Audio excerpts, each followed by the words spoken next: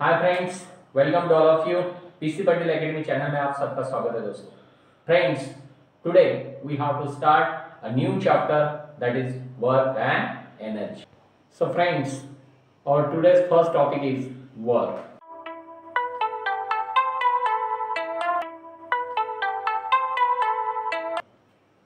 So let's learn about work. मित्रांनो, आपल्या दैनंदिन जीवनामध्ये आपण बरेचसे कामं करत असतो आणि आपल्याला असं वाटतं की आपण करत असलेलं प्रत्येक काम म्हणजे कार्य आहे, वर्क आहे. आपण करत असलेलं प्रत्येक काम हे आपल्याला काम वाटतं म्हणजे वर्क वाटतं, परंतु सायंटिफिकली कार्य म्हणजे वर्क ही एक डिफरंट कन्सेप्ट आहे. कशी तर पाहूया. When an applied force causes a displacement of object, then it is said to be a work done. म्हणजे जेव्हा आपण लावलेल्या बलामुळे वस्तूचं विस्थापन घडून येत असेल तर कार्य झालं असं वैज्ञानिक भाषेत आपण म्हणू शकतो. Means what? Suppose I apply a force to this board, but because of my applying force, the board is not moving, it is not displaced, then it is not work done. If any applied force produces something displacement, then we said it is a work done. म्हणून बऱ्याचदा आपल्याला असं वाटतं की आपण दिवसभर एका जागी बसून अभ्यास करत राहिलो म्हणजे आपण आज भरपूर काम केलं असं वाटतं. एखाद्या दुकानदाराला असं वाटतं की मी आज काउंटर बसून खूप मोठा बिझनेस केला आणि खूप व्यवहारात झाला म्हणजे मी आज खूप काम केलं. तासनतास खुर्चीवर बसून ऑफिसमध्ये जे काम करणारा माणूस असतो त्याला असं वाटतं की मी आज खूप कार्य केलं. परंतु वैज्ञानिक भाषेमध्ये हे कार्य नाही. It is not a work. Even if you apply a small force and because of that object is moved and it is displaced, then it is work. But without applying force, if you carry out any work continuously, scientifically it is not work. म्हणजे हा pen आहे समजा किंवा हा जो marker माझ्या हातामध्ये आहे तो मी त्याला इकडनं उचलून एका जागेवरून असा दुसरीकडे ठेवला तरी ते वर्क झालं. Because of applying my force, the position of object is get changed. It is displaced from one point to another point. Then it is work. परंतु जर मी या एका ठिकाणी बसून तासन तास तुम्हाला टीचिंग करत राहिलो अशाच पद्धतीने आणि जर कुठल्याही ऑब्जेक्ट मध्ये किंवा मी फोर्स अप्लाय करून जर कोणत्याही घटकाच्या पोझिशन मध्ये चेंज होत नसेल तर ते वर्क नाहीये. तर तुम्हाला वर्क ची डेफिनेशन क्लियर झाली असेल मित्रांनो. Let's remind the definition of work again. When applied force causes displacement of object, then we say it is a work done. So friends, formula for work is that work is equal to force into displacement. Here work is denoted by W, force is by F and displacement is by S. Friends, if there is an angle between the displacement and applied force, suppose it is a displacement and it is the direction of force. If there is an angle between the force and displacement, then we consider this angle as a theta. That's time the formula for work done is as like that. W is equal to F into S cos theta. So formula of work becomes W is equal to F into S cos theta. Friends, by using this formula we solve the numericals based on this topic. Friends, the units for work is as like that.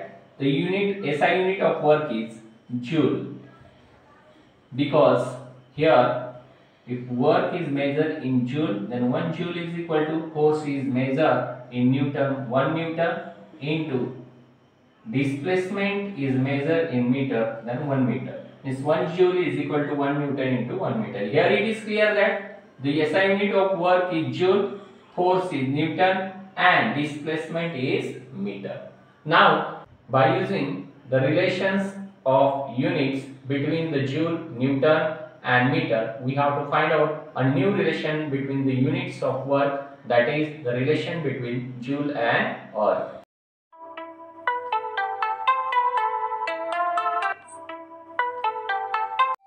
Friends, we know the formula for work. It is as like that: work is equal to force into displacement. In terms of unit, we write it as like that: work is measured in joule, so 1 joule is equal to force is measured into Newton, 1 Newton, and displacement is measured in meter, 1 meter. So friends, now this becomes as like that: 1 joule is equal to 1 Newton into 1 meter.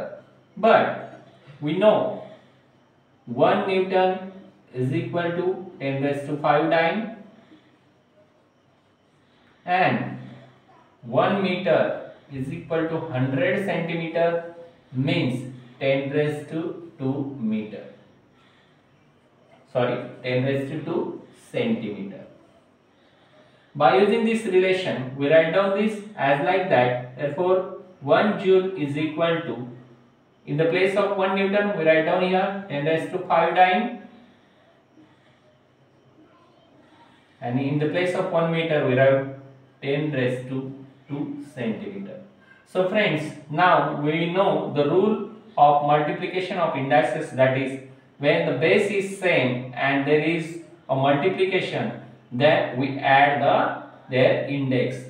म्हणजे पाया समान असेल, गुणाकाराची क्रिया असेल तर घातांकाची बेरीज होते. या गणितीय नियमाप्रमाणे या ठिकाणी 10 raised to 5 आणि 10 raised to 2, 5 आणि 2 ची सम होईल, ते होईल 10 raised to 7 आणि dyne into centimeter. Okay, so friend, here 1 joule is equal to 10 raised to 7. Okay, 10 raised to 7, it becomes as like that, 10 raised to 7, and dyne into centimeter means it is erg. Erg is the CGS unit of joule. So CGS unit of work, sorry. So the relation we get is that 1 joule is equal to 10 raised to 7 erg. In this way we prove here the relation 1 joule is equal to 10 raised to 7 erg. तर विद्यार्थी मित्रांनो, या पद्धतीने 1 joule is equal to 10 raised to 7 erg हे relation कसं आलं by using the units of force and displacement, हे तुम्हाला या ठिकाणी क्लिअर झालं असेल. Friends, before going to forward, we have to take one review of this relation because the relation between joule and erg is very important for the examination point of view. It is always asked for 2 marks. So let's concentrate on the point relation between joule and erg. We know the formula of work. Work is equal to force into displacement. The unit of work is joule, unit of force is Newton, and unit of displacement is meter. But we know that in this way the formula of units become as like that: 1 joule is equal to 1 Newton into 1 meter. But 1 Newton means 10 raised to 5 dyne, and 1 meter means 100 centimeter, means it is 10 raised to 2 centimeter. So okay, by using the value of 1 Newton, that is 10 raised to 5 dyne, and 1 meter, that is 10 raised to 2 centimeter, we can write this as like that: 1 joule is equal to 1 Newton is 10 raised to 5 dyne into 1 meter means 10 raised to 2 centimeter. By using the rule of indices, 10 raised to 5 into 10 raised to 2 becomes 10 raised to 7, and dyne into centimeter means it is a erg. So here the relation we get is that 1 joule is equal to 10 raised to 7 erg. In this way we study the relation between joule and erg. Friends, now we have to discuss about types of work.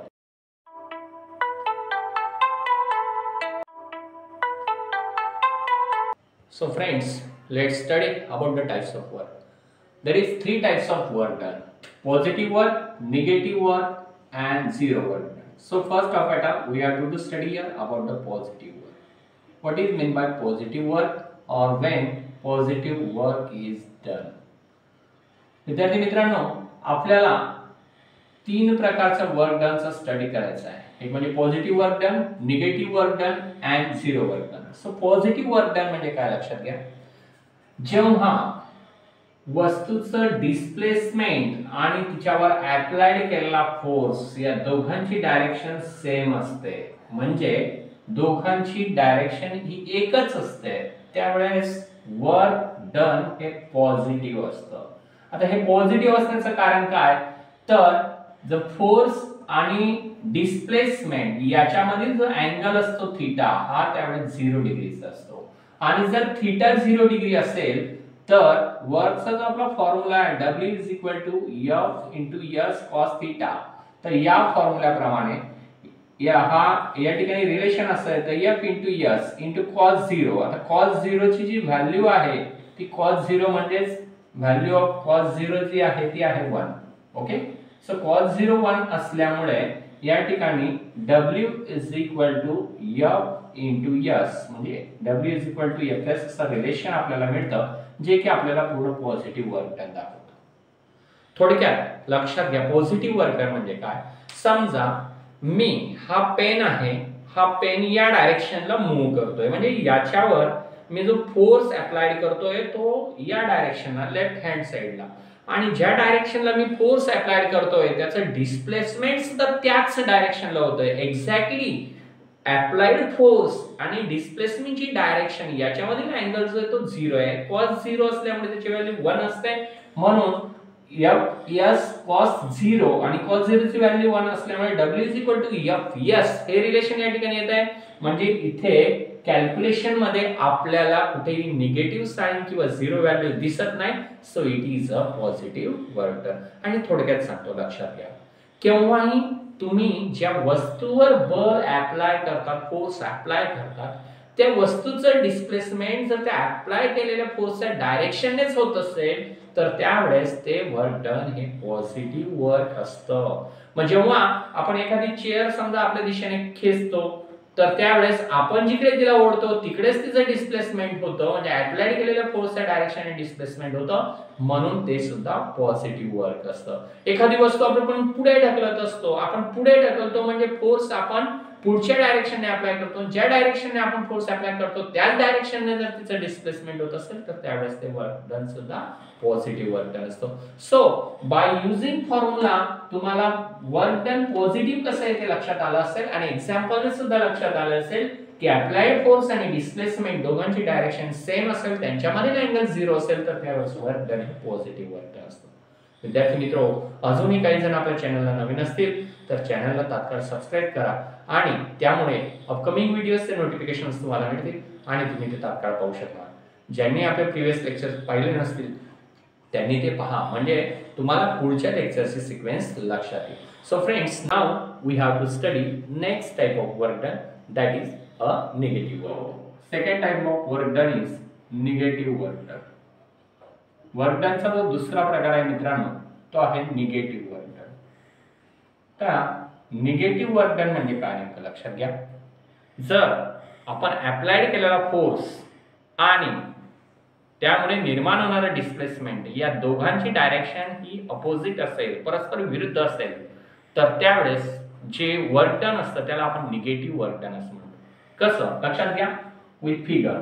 If we applied a force in this direction, जर आपण force या डायरेक्शनने apply करतोय, समजा हा आला applied force तुमचा, आणि displacement म्हणजे डिस्प्लेसमेंट हे त्याच्या विरुद्ध दिशेने होतंय, म्हणजे डायरेक्शन जी असेल डिस्प्लेसमेंटची ती जे अपोजिट आहे.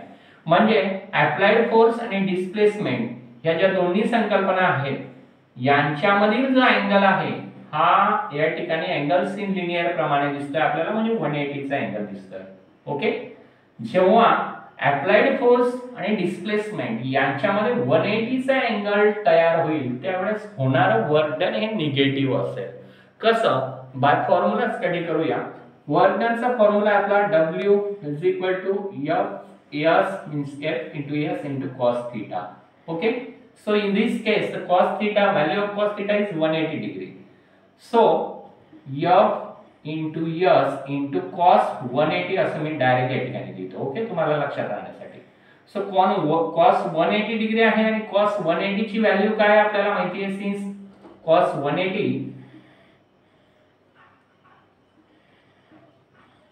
is -1, cos 180 ची व्हॅल्यू -1 आहे, त्याच्यामुळे या ठिकाणी cos 180 च्या जागी -1 येईल. -1 into Fs म्हणजे येईल -F into S. So W is equal to minus F into S. This negative sign in this formula shows that the work done is negative. फॉर्म्युल्यामध्ये निगेटिव्ह साइन आला की जे आपल्याला निगेटिव्ह वर्क डन दर्शवतो. आणि bye example तुम्हाला लक्षात येईल पहा, या ठिकाणी फोर्स अप्लाइड केल्याची डायरेक्शन आणि त्याच्यामुळे प्रोड्यूस होणाऱ्या डिस्प्लेसमेंटची डायरेक्शन दोघांमध्ये परफेक्टली 180 चा अँगल आहे. ते एकदम परस्पर अपोजिट आहेत आणि अशा वेळेस होणारं वर्क डन हे निगेटिव्ह वर्क डन असतं. फॉर एक्झाम्पल सांगतो, लक्षात घ्या मित्रांनो, तुम्ही वेटलिफ्टर्स पाहिले असतील. ते वेटलिफ्टर्स जेव्हा एखादं वेट धरून ठेवतात, वरच्या बाजूला असं धरून ठेवतात ते, आणि ज्या वेळेस ते वेट ते खाली ठेवत असतात, तर खाली ठेवताना काय होतं लक्षात घ्या, ऍक्च्युअली कुठलंही वेट खाली ठेवत असताना त्याला फोर्स आपण वरच्या डायरेक्शनने अप्लाय करतो या पद्धतीने. म्हणजे ते वेट खाली जरी ठेवायचं असेल तरी त्याला आपण वर होल्ड करून ठेवतो. होल्डिंग जे असतं म्हणजे आपण अप्लाय केलेला फोर्स जो असतो त्याची डायरेक्शन ही अशी असते, आणि तरीही वेट कुठे जात असतं, खाली जात असतं. म्हणजे त्याचं जे डिस्प्लेसमेंट असतं त्याची डायरेक्शन खालच्या दिशेने असते. म्हणजे बाय अप्लाइड फोर्स वरच्या दिशेने आणि डिस्प्लेसमेंट खालच्या दिशेने. त्यावेळेस याच्यामधील अँगल सुद्धा काय असतो, हा 180 असतो. आणि आपल्याला ऍक्च्युअल दिसून येतं की फोर्स अप्लाइड केलेला आहे वरच्या डायरेक्शनने आणि डिस्प्लेसमेंट होत आहे खालच्या डायरेक्शनने. असं ज्या वेळेस होत असेल की अप्लाइड केलेल्या फोर्समुळे डिस्प्लेसमेंट हे अपोजिट डायरेक्शनला होत असेल, तर त्यावेळेस ते वर्क हे निगेटिव्ह वर्क डन असतं. तर मित्रांनो, तुम्हाला लक्षात आलं असेल की निगेटिव्ह वर्क डन म्हणजे काय. आता वर्क डनचा तिसरा प्रकार आहे, तो म्हणजे zero work done. Let's study third type of work done, that is zero work done. विद्यार्थी मित्रो, आता आपण झिरो वर्क डनचा तिसरा प्रकार जो आहे त्याच्या संदर्भात इन्फॉर्मेशन घेऊया. झिरो वर्क डन म्हणजे काय. मी तुम्हाला सुरुवातीलाच एक एक्झाम्पल दिलं होतं की suppose I applying a force on this board, but because of applying force, if this board does not move, means my force, applying force does not produce any displacement, then such type of work done is called zero work done. विद्यार्थी मित्रांनो, जेव्हा आपण applied केलेला force, कोणत्याही वस्तूवर applied केलेला force हा जर कोणत्याही प्रकारचं डिस्प्लेसमेंट प्रोड्यूस करत नसेल, तर त्यावेळेस ते वर्क डन हे झिरो वर्क डन असतं. अशा वेळेस नेमकं काय असतं, तर लक्षात घ्या, जी डिस्प्लेसमेंटची डायरेक्शन असते एस आणि अप्लाइड फोर्सची डायरेक्शन असते एफ, हे दोघं एकमेकांना परपेंडिक्युलर असतात. ही जर एफ असेल, समजा अप्लाइड फोर्सची डायरेक्शन आणि डिस्प्लेसमेंटची डायरेक्शन हे परपेंडिक्युलर असतात, म्हणजे यांच्यामध्ये 90 चा अँगल होतो, त्यावेळेस वर्क होत नाही आणि त्यालाच आपण झिरो वर्क डन म्हणतो. म्हणजे पार तुम्हाला लक्षात येईल, मी बोर्डवरचा फोर्स अप्लाय करतोय त्याची डायरेक्शन आणि बोर्डची डिस्प्लेसमेंटची डायरेक्शन, अप्लाइड फोर्स आणि डिस्प्लेसमेंटची याच्यामध्ये 90 चा अँगल आहे, ते परपेंडिक्युलर आहे आणि अप्लाइड फोर्समुळे कुठल्याही पद्धतीचं डिस्प्लेसमेंट घडून येत नाही. मग असं वर्क जे असतं त्याला आपण झिरो वर्क म्हणतो. मग प्रॅक्टिकली जर आपण याचं एक्झाम्पल घ्यायचं म्हटलं, सपोज एखादा ऑब्जेक्ट तुम्ही डोक्यावर धरून किंवा असा हातांवर धरून ठेवलेला आहे, त्याला फोर्स लावलेला आहे, परंतु तो ऑब्जेक्ट त्या जागी स्थिर आहे, तो त्यापेक्षा पुढे जात नाहीये, त्याचं डिस्प्लेसमेंट होत नाही, तर त्यावेळेस जे वर्क डन असेल तर ते सुद्धा झिरो वर्क डन असतं. सो बाय फॉर्म्युला हे वर्क डन आपण कसं समजून घ्यायचं लक्षात घ्या. वर्क डनचा जो फॉर्म्युला आहे आपला W = F × S × cos θ. मी तुम्हाला सांगितल्याप्रमाणे झिरो वर्क डन ज्यावेळेस होतं त्यावेळेस फोर्स आणि डिस्प्लेसमेंट यांच्यामधील अँगल हा 90 असतो, कारण ते दोघं परपेंडिक्युलर असतात. तर त्यावेळेस इथं असेल F × S × cos 90. ओके. आणि cos 90 ची जी व्हॅल्यू आहे पहा या ठिकाणी cos 90 ची व्हॅल्यू असते 0.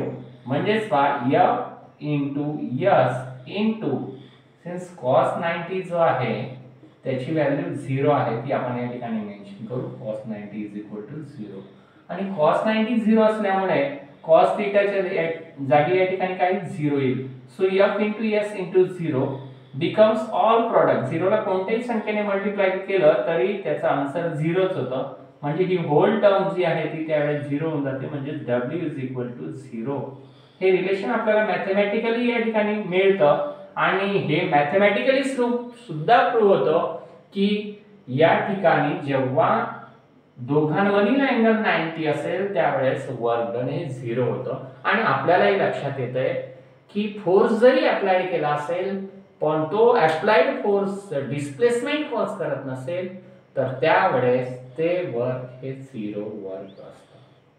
तर विद्यार्थी मित्रांनो, या पद्धतीने आज आपण work done, relation between joule and अर्थ and types of work done यांचा स्टडी केला, यांची माहिती घेतली.